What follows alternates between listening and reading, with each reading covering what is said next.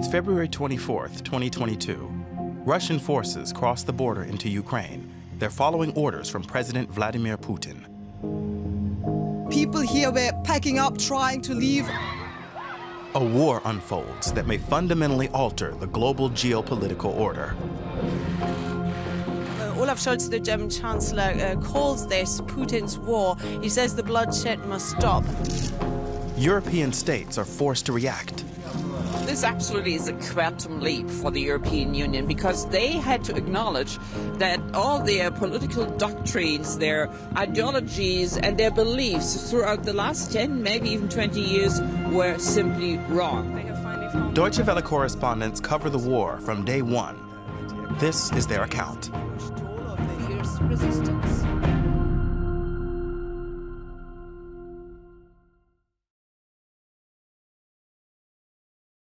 February 24th, 2022 is a day that will go down in history as a turning point. In a televised speech shortly before 6 a.m. in Moscow, Russian President Vladimir Putin announces what he calls a special military operation in the eastern Donbas region of Ukraine. Whoever tries to interfere with us, and even more so to create threats for our country, people should know that Russia's response will be immediate and will lead you to such consequences that you have never experienced in your history.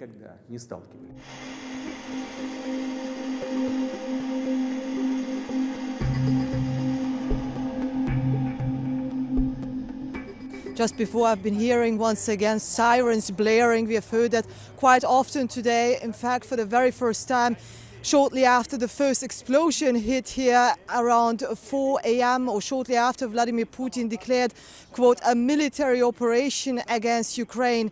Now that military operation actually turns into a full-scale invasion. Several rockets had hit various cities.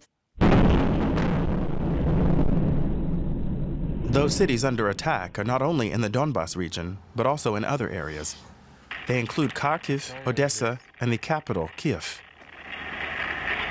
An invasion by land, by air, by sea. That is what is happening right now in Ukraine. And people here in Kyiv, the ones who are staying, are hoping that maybe what we have experienced this morning, the explosions, the shelling, that maybe this is it. But if you ask me, there have been so many things happening over the course of the past days that nobody thought is likely. Russian troops enter Ukraine from the east, north, and the south, from Russia, Belarus, and the Crimean Peninsula. They hit military targets and residential areas.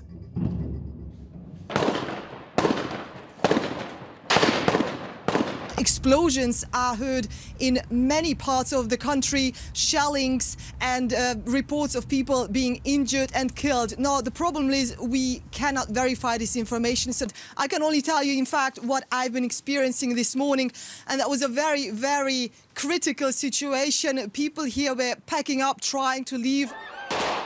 Desperate people trying to flee the areas under attack.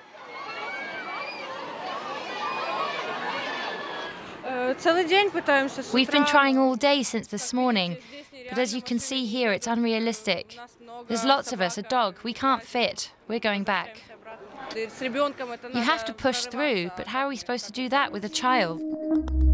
They leave any way they can, away from the bombed cities, away from the advancing Russian troops. It's, in fact, almost impossible to go towards the west. So much traffic has built up.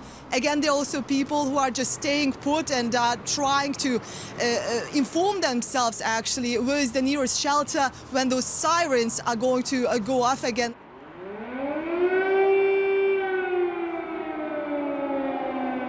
But while the terror is working, it soon becomes clear that Russia's assault is not going as planned.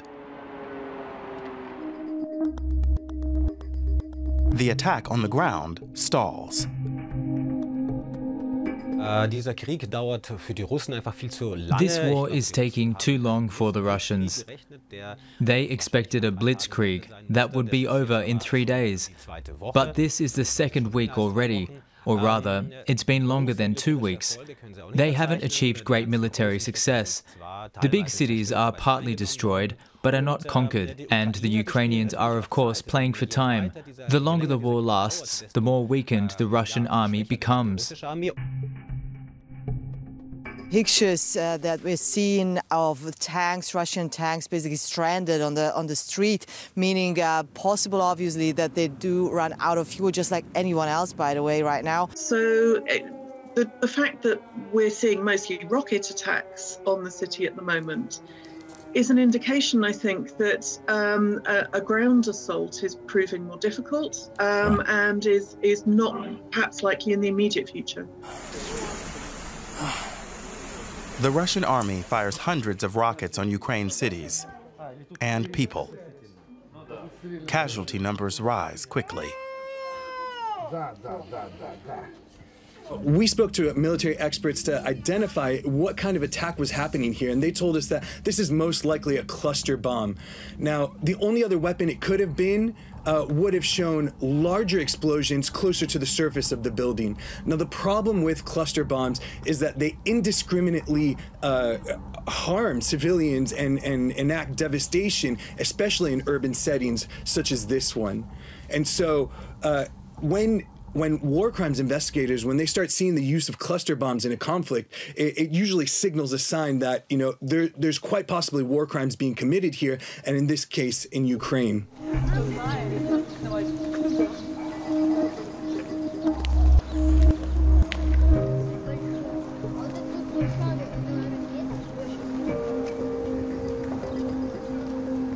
After the shock caused by the heavy shelling of their cities, people get used to seeking shelter where they can.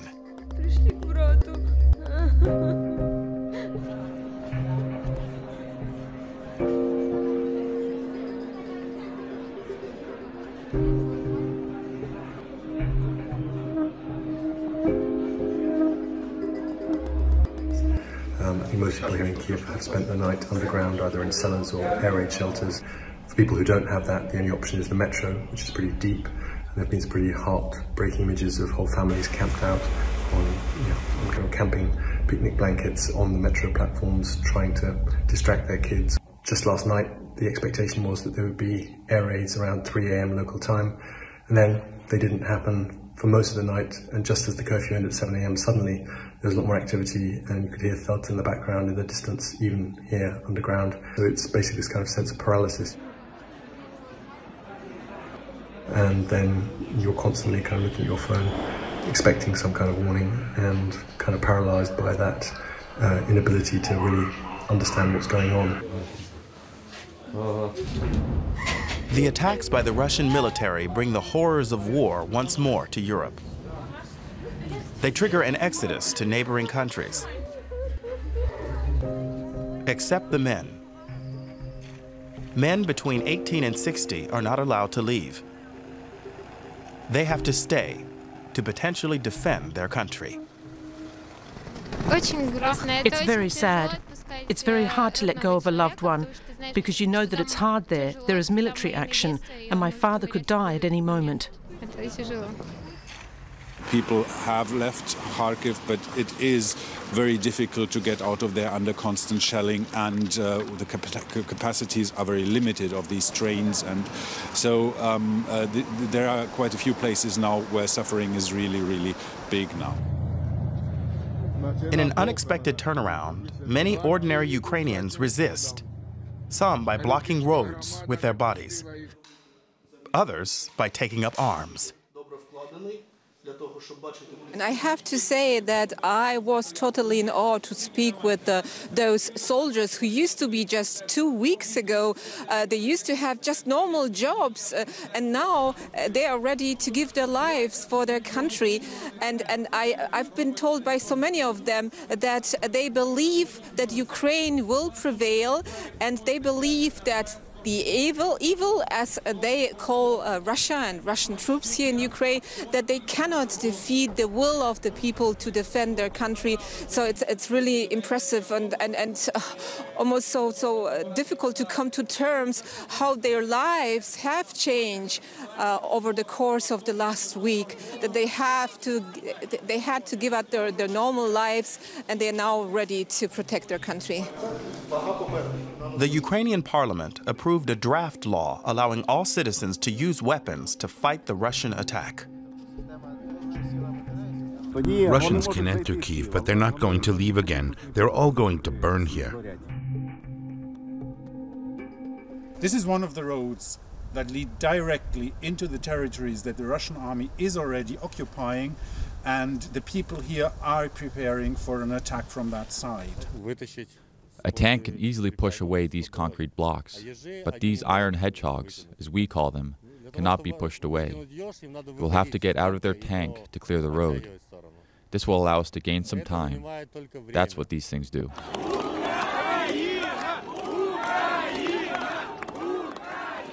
The Ukrainian resistance unfolds on different levels, on the streets and across all manner of social media. We've seen some pretty extraordinary images on social media of protests going on in spite of that Russian military occupation going on there. People coming out unarmed with flags, getting up on tanks, demanding the return of their elected officials. Вообще эта война уже стала гуманитарной катастрофой, потому что идут бомбардировки жилых кварталов, потому что уже больше 2 миллионов беженцев из Украины.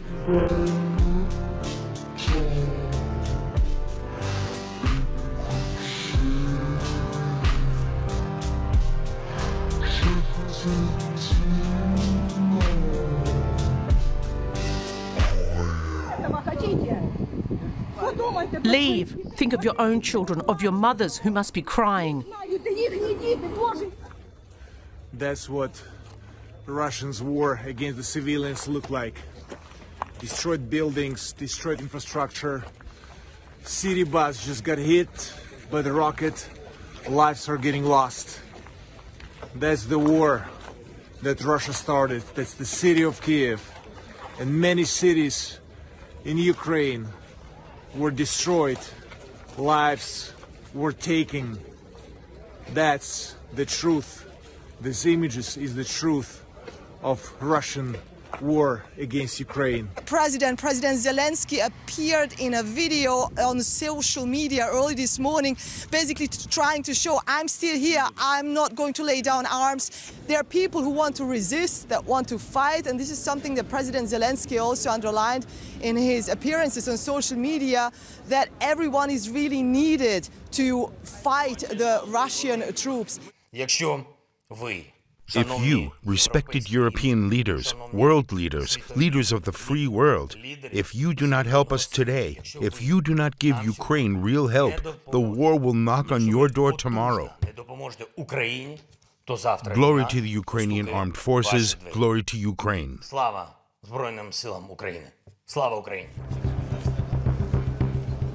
The European Union and NATO are in the middle of drastically reshaping their policies. Military defense, energy independence, trade and geostrategy, almost all areas of international diplomacy are affected. We will invest more than 2% of our GDP in defense every year from now on.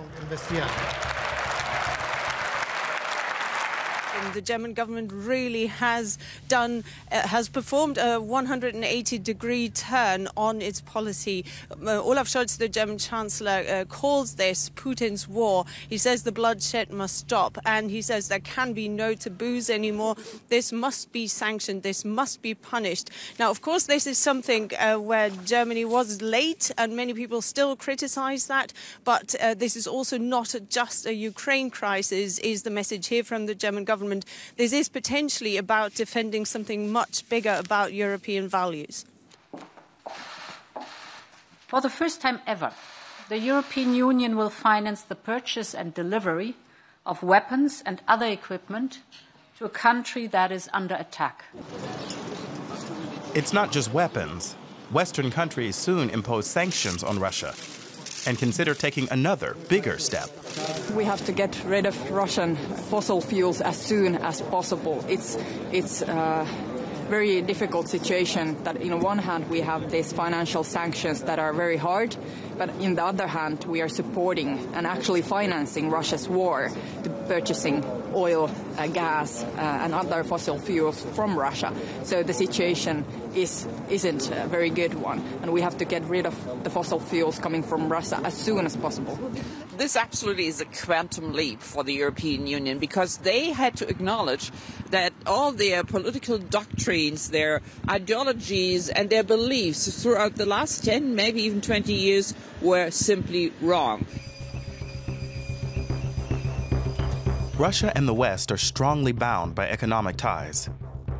Russia has long been a major provider of oil and gas to Europe, with some countries very heavily reliant on these imports, for private consumption as well as for the industrial sector.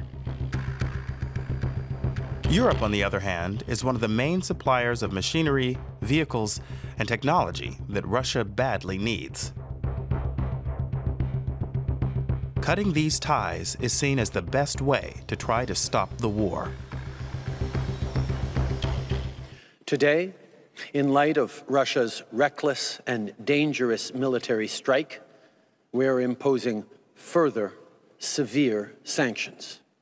Today, in concert with our allies, we will agree a massive package of economic sanctions designed in time to hobble the Russian economy.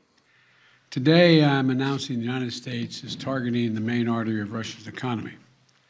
We're banning all imports of Russian oil and gas and energy.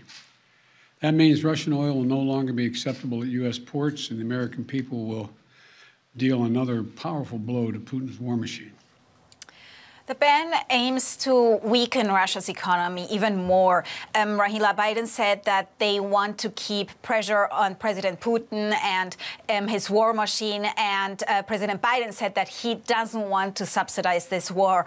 The thing is, oil and gas exports are the backbone of Russia's economy, and the revenue of this business of gas and oil exports make half of the budget of the Kremlin. So this should be painful for Russia, and it will have an impact, that's what they hope, on the money they need to keep this war ongoing. But while the U.S. bans Russian oil and gas, some European countries, like Germany and the Netherlands, hesitate. Their citizens and industries depend heavily on Russian fossil fuels. The sanctions hit ordinary Russians quickly, but some analysts doubt they'll be enough to force Vladimir Putin to stop the war in the short term. Well, let me say that in my view, of course, people who are dealing with economic and financial issues within the Russian government should assess the implication of this military operation. They should have a clear understanding of sanctions and what sanctions might mean for the Russian economy, for the Russian financial system. But as we hear from Vladimir Putin and other leaders in the Russian government, they argue that sanctions are unavoidable, that it really doesn't matter what Russia can do or what it will not do. Sanctions will be there because the West is hostile to Russia, and it wants really Russia to disappear from the map of the world. Russians are badly hit by inflation and the free fall of the ruble.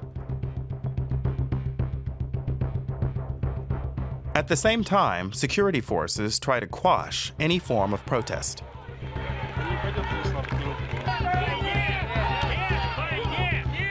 Thousands across the country risk publicly opposing the war in various different ways.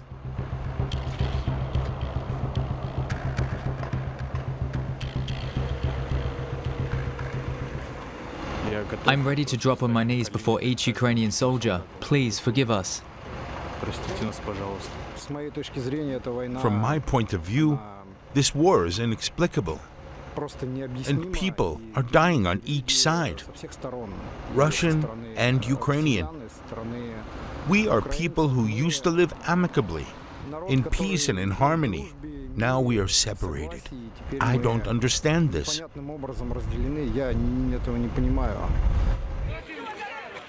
Putin's government prohibits protests against the actions of the armed forces.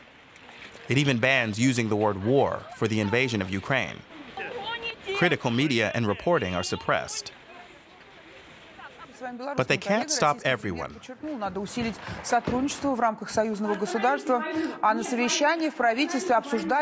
think it's going to change. I think it's going to get harder and harder to get information. And even, you know, with this protest that we just saw, that poster that the woman was holding up, various media outlets did report about that, but they actually had to blur her poster, and they were only allowed to say that she, you know, protested for pacifism, essentially, because they're not allowed to use the word war. And of course, her poster had the word war on it. The official line on this war is that it's a special operation where no civilians are being targeted. And, you know, I was saying it's going to get harder and harder. It already has gotten harder and harder to read any critical media outlets. Many have already been blocked within Russia. Many critical journalists have had to leave the country. Facebook and Instagram have also been blocked. Getting independent information about Russian thinking is getting more difficult by the day. Russian opinion polls show a majority of Russians back their president and the war. If you look at the opinion polls, you'll find out that the majority of Russians also support actions of the Kremlin in Ukraine, because the belief is that it's not a war against Ukraine. And if you talk to Russian people in Russia now, somebody still believes it's not a war, it's just military exercise. As Russian forces expand their devastation of Ukrainian cities, the war sparks the biggest refugee crisis in Europe since World War II.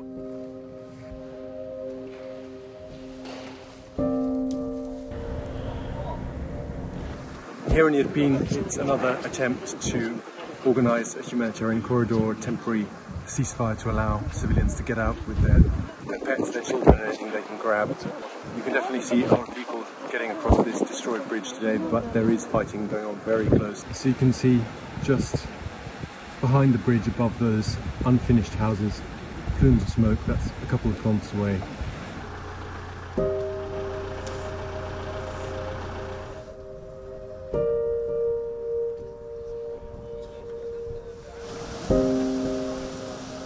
This is one of the places that had been fought about for days. People have been sitting there, trapped, waiting for an opportunity to get out. Women and children try to get to safety. Families are split apart. We left everything and just fled. I don't know whether we can ever come back.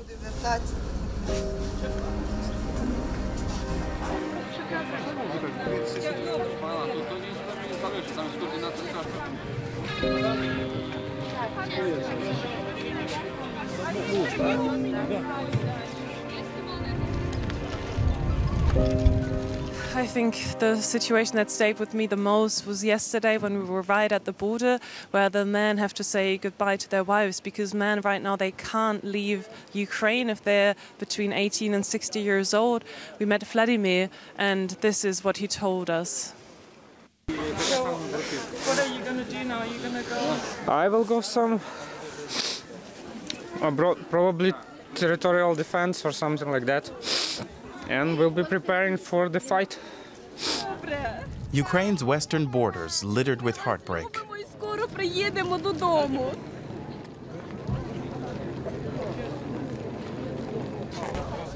At the crossings, volunteers await the fleeing Ukrainians and offer them a welcome and basic necessities.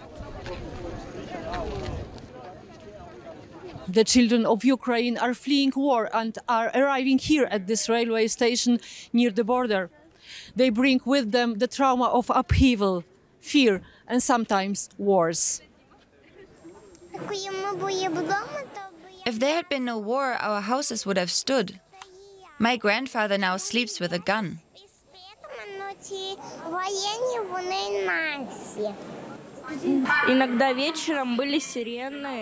Sometimes there were sirens in the evening. The people hid all day in cellars and bunkers.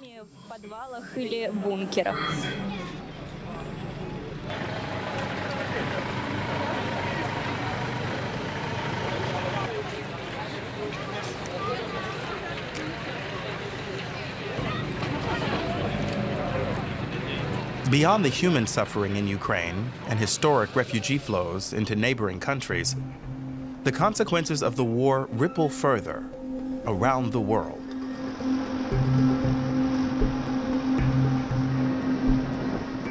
This is a crisis compounding on existing global crises.